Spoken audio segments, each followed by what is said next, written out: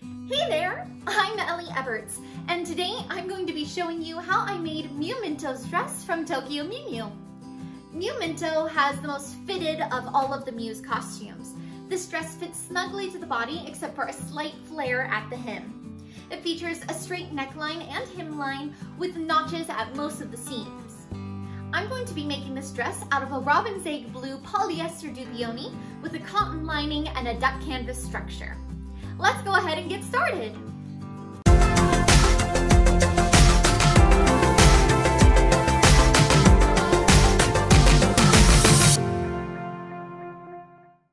While I have a tendency to drape most of my patterns, I chose to work off a commercial pattern for Minto. I sometimes struggle creating patterns for dresses that are fitted along the hip, so using a commercial pattern helped eliminate those errors and stress. This pattern is McCall's M7320, a fit and flare prom dress. We will be cutting this pattern short along the thigh before it starts to flare. First, I cut my pattern pieces from my dupioni. You can see I've already shortened the pattern, but just to be safe, I'm leaving as much extra material along the hem as I can. Once I've cut all my pieces from my dupioni, I'm going to repeat the process with my cotton. Cotton is one of my favorite materials to line with. It's inexpensive, easy to work with, and comes in a million colors. Plus, it's rather breathable.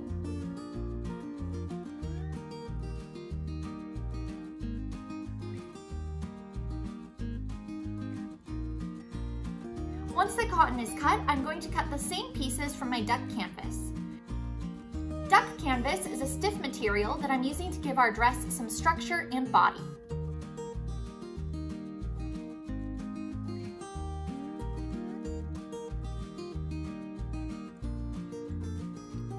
Now that our 3 layers are cut, we're going to sew each of them together to create 3 dresses. In order to maintain the same seam allowance between each copy of our dress, I suggest stitching them all at the same time. I go so far as to repeat the same stitch on all 3 dresses before moving on to the next.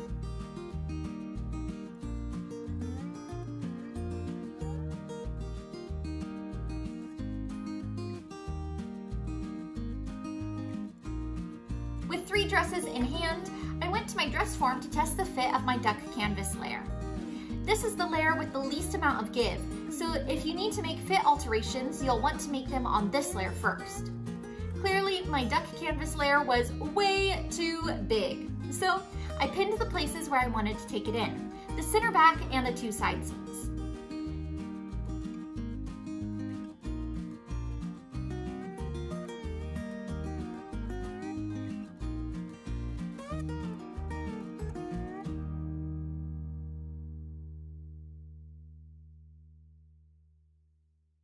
Now back to the machine for a few alterations.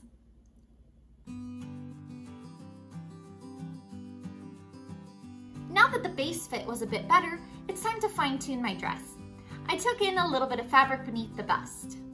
Once I'm happy with the fit, I'll repeat these alterations on my other 2 layers.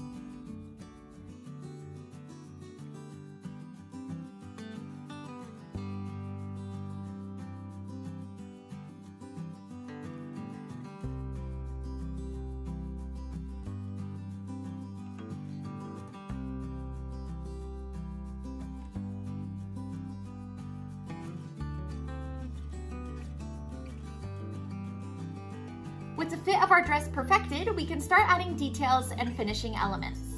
I'm starting by ironing open the seams on my fashion layer. I often forget or I'm too lazy to iron open my seams, but when I do it, I truly notice a difference, so be sure to iron your seams. Do what I teach, not what I do.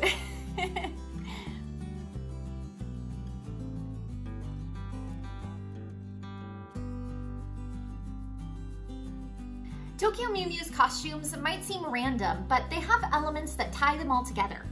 One of those elements is the top stitching on all of the Mew's bodices. These lines can be clearly seen in the manga, and I think it's such a well thought out detail.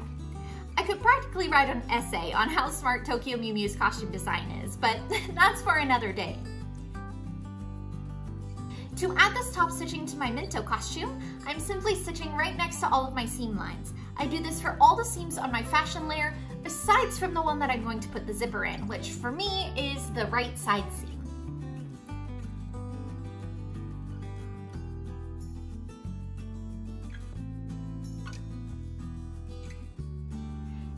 I'll be installing my zipper. You might notice that my zipper is a bit lighter than my material. This is what happens when you forget to bring a swatch with you when you go zipper shopping.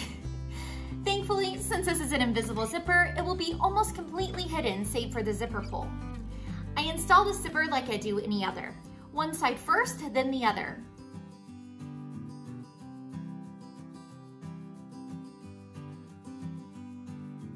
Once the zipper is installed, I'm going to finish up the rest of that seam to make sure it's functioning properly, and then I'm going to add my top stitching details. Now that my fashion layer is wearable, I'm going to try it on for fit and to find the length of the hem. With my dress on, I'm going to fold under the hem to find a length that I'm happy with. Then I'm going to place pins around the dress to mark the hem. I'm making the back of the dress a bit longer than the front to help with coverage. It's time to connect our lining and fashion layers. I have my layers here, one inside the other with right sides facing, and I'm lining up all the seams. We want to line these up as close as possible, but sometimes they don't line up perfectly, and that's fine too.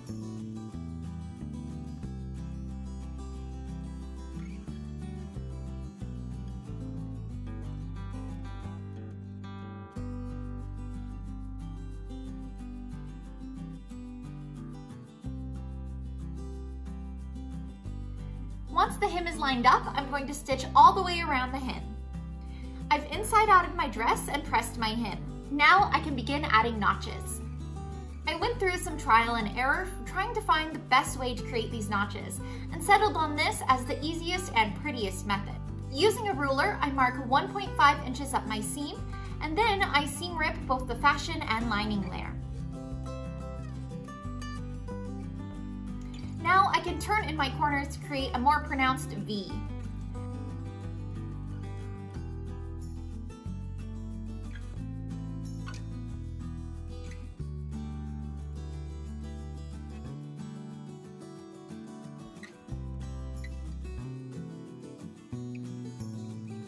Once I like the shape, I then stitch my two layers back together by hand, being sure to run a couple stitches along the top of the V to ensure the seam doesn't split.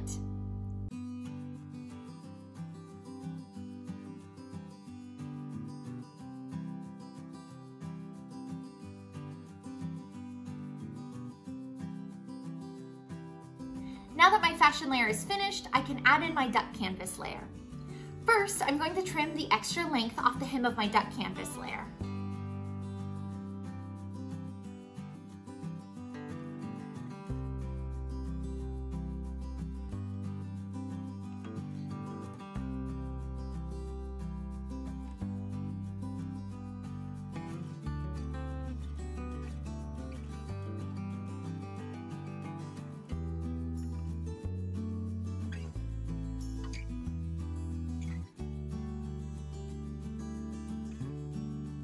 After that, I'm going to cut V's into each of my seams so that this layer will sit smoothly between my fashion and lining layers. These V's don't have to be the exact same shape as the ones in your hem, just close enough so that they don't interfere with your seam allowance. Next, I'm going to add some steel bones. These are 1/4 inch flat steel bones. I like the support that flat steel gives. They are very stiff and rigid. I'm adding a bone to center front, one on each side of the bust, and 2 in the back. To create the casings, I've simply cut strips of my duck canvas that I then trace the shape of my bone onto and stitch onto my dress. Once I've done up both long sides and one of the short sides of my boning casing, I insert the bone and then stitch the top off. I found that this method of creating bone casings holds them in place and makes it so I know exactly where they're going. The bones of this dress are necessary to help keep the bust up without the use of straps. With my duck canvas layer finished, I'm now going to place it between my fashion and lining layers. I'm being sure that the duck canvas sits nicely between the notches in the hem. This can be quite the process. I'm also pinning the top of my fashion layer to the top of my duck canvas.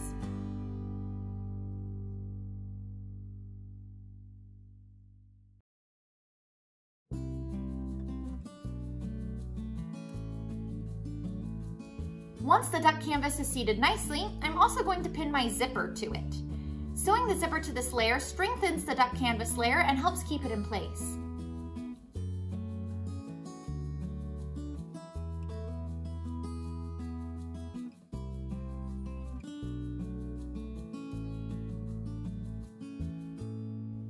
Now we can begin finishing the dress. I'm going to true up the top of the dress, and once everything is pinned into place, I'm going to hand stitch it together. I have trimmed the duct canvas to the exact length that I want, and the fashion and lining layers are both folded inwards, then stitched together. I'm also going to hand stitch the lining around the zipper.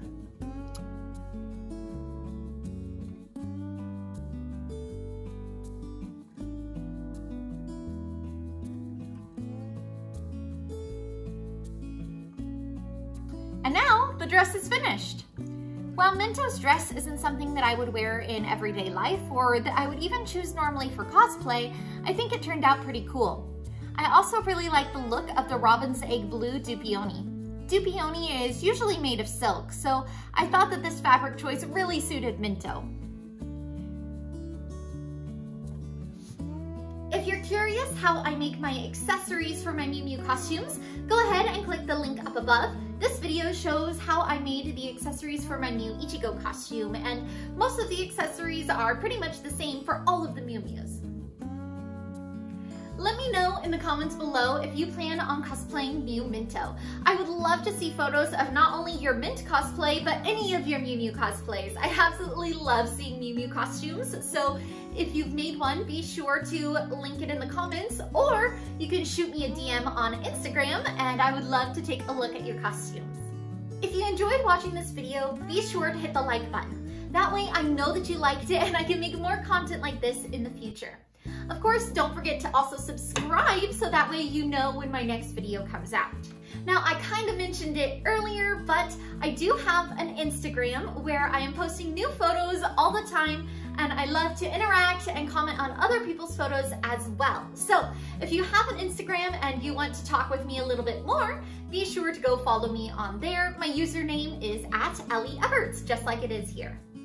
All right, friends, well, thank you so much for watching this video. I hope you enjoyed it. And until next time, be sure to keep sewing, stay positive, and have fun. I will see you all in the next video. Okay, bye! I've been practicing my K-pop hair flips. Are you ready? Are you ready?